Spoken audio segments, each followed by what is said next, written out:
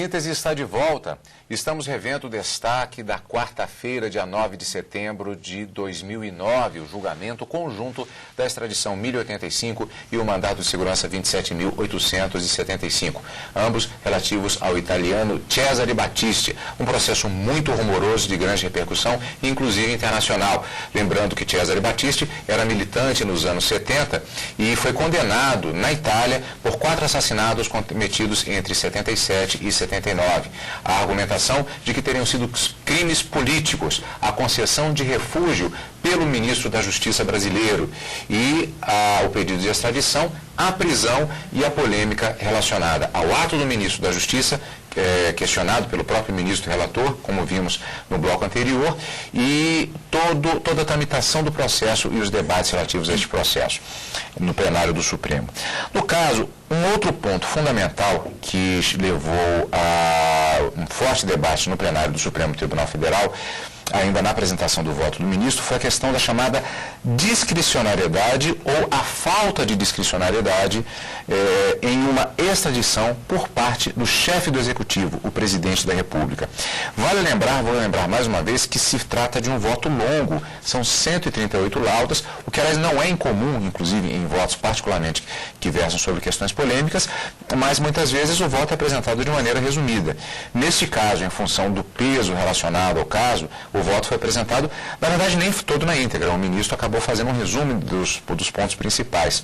E esse foi um ponto fundamental. Então, eu lhe pergunto, Lídia, o que seria essa discricionariedade do presidente da República em uma extradição? Carlos, houve no plenário do Supremo um grande debate sobre a questão da separação dos poderes. Nós temos 3 poderes hoje previstos na Constituição Federal e cada poder tem a sua função típica. Então, o ministro César Peluso, quando toca nesse ponto, ele diz justamente que o ato de analisar questões sobre extradição de crime político seria de competência do Supremo Tribunal Federal. Mas os atos, eles são praticados na esfera administrativa, tanto por um poder, mas ele pode ser, esse ato ele pode ser controlado por outros também. Então, o que acontece é que no caso de extradição, quando o Supremo decide extraditar alguém, o presidente da República ele ainda teria, por ser o chefe das relações internacionais do país, essa discricionariedade de dizer se vai ou não entregar aquela pessoa ao país que pede a extradição. Neste caso específico, o ministro César Peluso, ele entendeu que o presidente da República não tinha essa discricionariedade, até porque existe um tratado internacional entre Brasil e Itália. Ele cita o artigo 1º desse tratado internacional, que diz que uma vez que o Supremo Tribunal Federal decide extraditar alguém ao país Itália, no caso, porque esse tratado só trata das extradições entre Brasil e Itália, neste caso, o presidente da República não teria a oportunidade de dizer que não vai cumprir a decisão do Supremo Tribunal Federal. Então, ele argumenta dizendo que, neste caso específico, se o Supremo decidir que extradita, o presidente não teria, mas não porque não teria simplesmente porque a lei não permite, mas sim porque o tratado internacional que existe entre esses 2 países já fez essa previsão, retirando essa possibilidade do presidente da República. Essa questão, inclusive, do tratado bilateral de extradição com a Itália, nós vamos daqui a pouquinho ver detalhadamente já o próprio ponto de vista exposto pelo ministro no plenário. Mas primeiro vamos ver um outro trecho anterior do voto do ministro relator, justamente quando ele fala a respeito dessa discussão. Que eu me lembro, inclusive, Lídia, que houve muita polêmica durante todos os meses que antecederam esse julgamento, quando houve até manifestações no sentido de dizer que não. O Supremo Tribunal Federal só autorizaria a extradição e que caberia ao presidente da República executá-la ou não, que ele teria poder, exatamente a discricionariedade de efetuar a extradição ou não. Porque essa normalmente é a regra, o que acontece mesmo.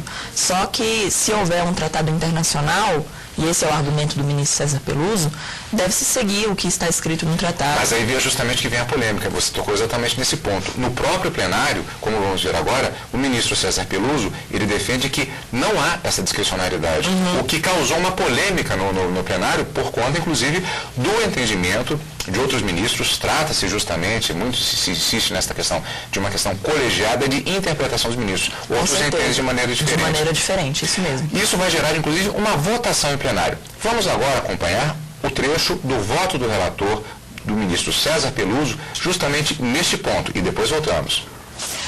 Observe-se que o Estatuto do Estrangeiro, na hipótese de deferimento do pedido de extradição pela Corte, não confere ao Presidente da República discricionariedade para efetivá-la ou não.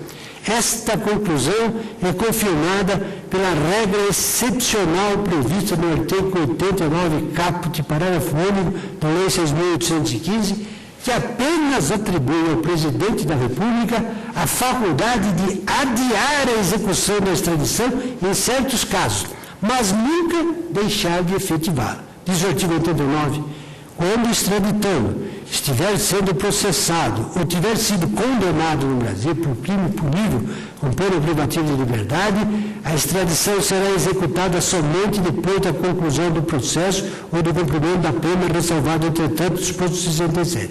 Parágrafo 1. A entrega do extraditando ficará igualmente adiada se a efetivação da medida puser em risco a sua vida por causa de enfermidade grave comprovada por laudo médico oficial.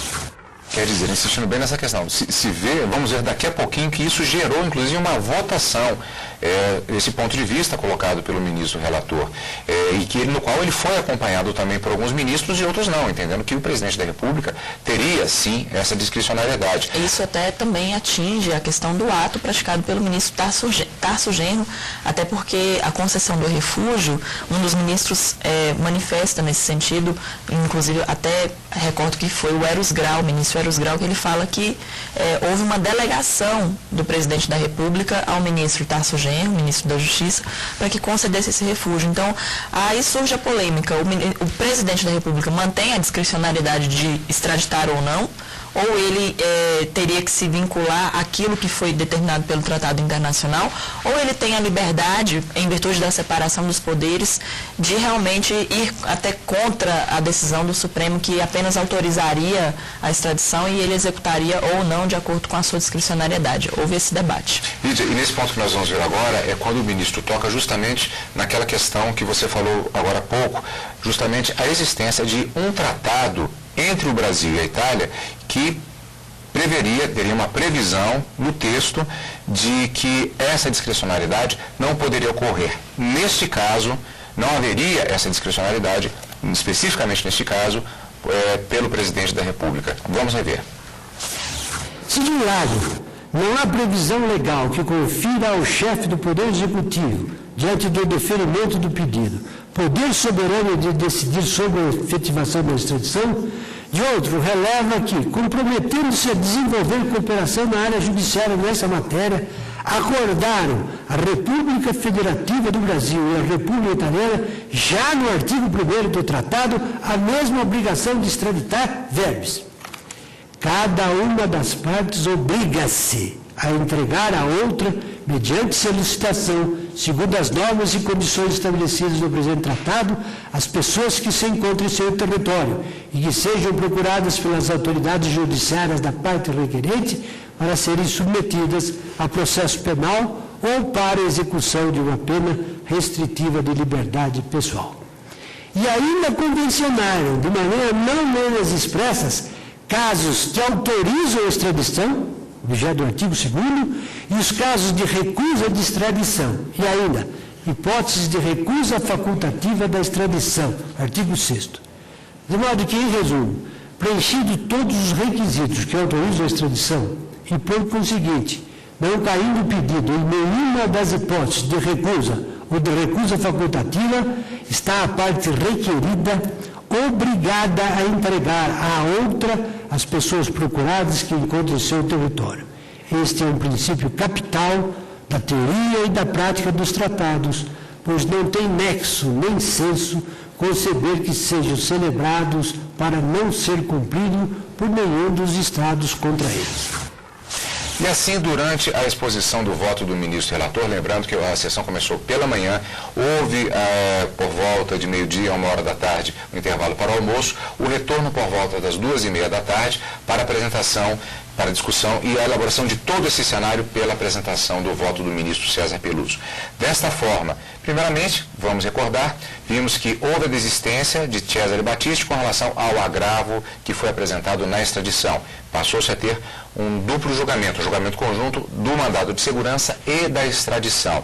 Esse julgamento se tornou um julgamento conjunto, eliminada a possibilidade de uma dupla sustentação, como foi pedido pela defesa de Cesare Battisti no plenário. Houve as sustentações orais pelos respectivos advogados e passou-se posteriormente para o voto do ministro César Peluso em questões preliminares e já indo direto à questão de mérito. Na totalização do voto, que já vamos ver a finalização agora, vale lembrar que o ministro, como vimos, ele atacou diretamente o ato do ministro da Justiça de concessão do status de refugiado para Cesare Battisti. Ele irá definir, como vamos ver agora, como prejudicado o mandado de segurança, definindo que ele não deveria sequer ser julgado. Ele também fala a respeito da não discricionariedade do presidente da República, que não teria o poder de autorizar a extradição, fazer com que ela não acontecesse, como vimos agora nesse ponto do voto do ministro César Peluso. E outros dois pontos também, resumindo este longo voto do ministro apresentado no plenário. A questão política na Itália. O ministro defendeu uma situação de governo legítimo durante um período de 53 anos, ao contrário da afirmação apresentada de perigo que haveria em relação ao retorno do acusado, extraditando, no caso, condenado na Itália, pela afirmação de que não seria um estado de exceção, uma questão política que pesou muito dos dois lados desse julgamento. E ainda a questão que está ligada ao ato do ministro da Justiça, do Poder Executivo, da definição de crimes comuns e de crimes políticos. A definição de crimes políticos é que justificaria o ato do ministro da Justiça para a concessão do status de refugiado. Isso também foi abordado pelo ministro César Peluso. Agora vamos à finalização, o trecho em que o ministro César Peluso conclui o seu voto e vamos verificar qual foi o posicionamento em relação ao mandato de segurança e em relação também à extradição 1085. Senhor presidente, senhores ministros, tendo por completo os requisitos legais constantes do Estatuto do Estrangeiro e do Tratado de Extradição firmado ao governo da Itália da República Federativa do Brasil, o meu voto defere a extradição de Cesare Battisti sob a condição formal de comutação da pena de prisão perpétua por privativa de liberdade por tempo não superior a 30 anos e, em consequência, julgo prejudicado o mandado de segurança. É como voto, senhor. Bom, aqui já acrescentamos, já havia adiantado a questão do mandado de segurança, que ele considerou prejudicado, portanto, era um mandado de segurança da República da Itália contra o ato do ministro da Justiça, na medida que o ministro relator considerou, atacou, digamos assim, diretamente a questão do ato do ministro da Justiça, dizendo que cabe ao judiciário, tem poder sim para tratar desta questão, então ele considerou que o mandado de segurança sequer deveria ser julgado porque ficava prejudicado, já que o próprio judiciário está questionando este ato do ministro da Justiça. E um outro ponto também, antes de prosseguirmos, que foi esta comutação da pena também. Cesare Battisti foi condenado à prisão perpétua. Isso é um elemento fundamental numa extradição. Com certeza, porque o Brasil ele só se compromete a extraditar alguém se as penas que vão ser aplicadas a essa pessoa no país de origem forem penas que são admissíveis aqui no nosso regime. Então, hoje nós não temos a possibilidade no Brasil, a lei não permite que haja a aplicação de penas de caráter perpétuo. Isso está previsto na Constituição Federal. Então, jamais o Brasil poderia extraditar alguém para cumprir pena de morte ou pena de caráter perpétuo, por exemplo, em outro país. A comutação da pena é no sentido de que, caso ele seja extraditado, e esse é o voto do ministro César Peluso, ele só poderia cumprir pena de, no máximo, 30 anos na Itália, já que é o máximo que se admite aqui no Brasil também. Jamais ele poderia cumprir uma pena para o resto da sua vida lá. E ele também haveria o Instituto da Detração. Com certeza. Ele está preso já há algum tempo e também teria que ser descontado da pena. Isso já é um efeito, inclusive, previsto na lei dos estrangeiros, o Estatuto do Estrangeiro prevê que, havendo um pedido de extradição, deve-se recolher à prisão aquela pessoa que está sendo objeto da extradição. E ela vai ficar presa durante um determinado período. Esse período em que ela cumpre a prisão aqui no Brasil já tem que ser descontado no momento em que a pessoa é extraditada e começa a cumprir a pena no país que pediu a sua extradição. Então, são dois institutos que devem ser observados com rigor. No caso, a transformação da pena, jamais poderá cumprir pena perpétua, e também descontar que a detração, a pena que já foi, a prisão que já foi cumprida aqui no Brasil. Bom, nós tivemos essa questão da detração e da própria comutação também. Sobre isso não houve qualquer polêmica, isso é uma questão fechada, faz parte já de todo o processo relativo à extradição. Mas houve, a partir desse ponto da finalização do voto do ministro César Peluso, uma questão levantada pela ministra Carmen Lúcia, particularmente no que se refere ao entendimento do ministro de que o mandado de segurança estaria prejudicado. E ela levantou a questão se não seria a questão de se fazer, sim, o julgamento do mandado de segurança em lugar de considerá-lo prejudicado. O ministro César Peluso respondeu, o julgamento prosseguiu e aí houve um longo debate entre os ministros que culminou numa votação. Para ilustrar, para resumirmos um pouco esta parte do processo, vamos ver o trecho em que o ministro Marco Aurélio se manifestou a respeito especificamente desta questão. Nós temos balizas na extradição. E, evidentemente, o pedido inicial da extradição não se faz dirigido contra o ato de ministro de Estado.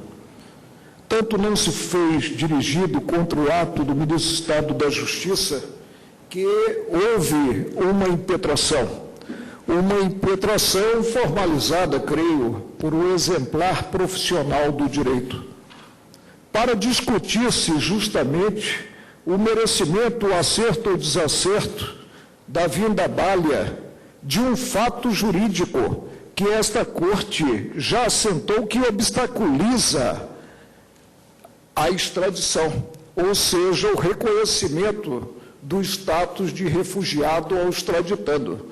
Daí a impossibilidade de nós conferirmos a essa ação que é a extradição uma polivalência a ponto de direcioná-la conforme os fatos ocorridos na tramitação, direcioná-la contra um ato do ministro de Estado da Justiça. Como vimos, neste ponto, isso foi apenas um dos argumentos colocados. Houve um grande debate no plenário exatamente sobre a questão. A saída, então, foi colocar em votação para saber se o mandado de segurança seria considerado prejudicado, como definido no voto do ministro César Peluso, ou se deveria, sim, ser julgado. Bom, vamos direto para resumirmos esta parte e depois nós vamos já nos encaminhar para a finalização do julgamento da extradição propriamente dita, ou pelo menos do que aconteceu nesta sessão plenária. Votaram pela prejudicialidade do mandato, acompanhando o voto do ministro relator César Peluso, que entendeu nesse sentido que não deveria sequer ser julgado, o ministro Ricardo Lewandowski, a ministra Ellen Grace, o ministro Carlos Aires Brito e o próprio ministro Gilmar Mendes, fechando, portanto, maioria, ficando vencida a divergência aberta pela ministra Carmen Lúcia, que entendia assim que haveria que ser julgado o mandado de segurança, acompanhada pelo ministro Eros Grau, Joaquim Barbosa e o ministro Marco Aurélio. Reforçando um ponto, havia um entendimento de que deveria haver o julgamento. Não necessariamente quem votou pela necessidade de julgamento entendia que o mandado de segurança, que a segurança deveria ser concedida. Isso. A questão não é essa. Às vezes a pessoa, não, então se eles tivessem vencido, daria-se ganho de causa à República Italiana. Não é isso. Eles entendiam que deveria haver o julgamento e não que ele não deveria ser julgado, como foi a tese vitoriosa. Inclusive o ministro Eros Grau, ele se manifesta no plenário dizendo que o mandado de segurança deveria ser julgado e não declarado prejudicado, porque como é um mandado de segurança contra um ato do ministro Tarso Genro, deveria se dar a ele a oportunidade de manifestação no processo. Ele, inclusive, questionou isso ao ministro relator, César Peluso, que informou que o ministro Tarso Genro já havia se manifestado naqueles autos, inclusive também com participação de advogado na tribuna, que fez sustentação oral, mas o ministro Eros Grau não se convenceu de que havia realmente a participação efetiva do ministro Tarso Genro, se defendendo daquela alegação de que o ato dele era um ato ilegal. Então, por isso havia, na visão do ministro Eros Grau, que foi que seguiu a divergência aberta pela ministra Carmen Lúcia, de que deveria haver um julgamento, sim, da validade do ato do ministro, que era o que estava sendo questionado no mandado de segurança. E foram vencidos, mantendo-se, então, a prejudicialidade do mandado de segurança, conforme o voto do ministro César Peluso. E aí, o julgamento da extradição 1085 contra Cesare Battisti. E os votos dos ministros neste processo você vai ver no último bloco de síntese, daqui a pouquinho, depois do intervalo.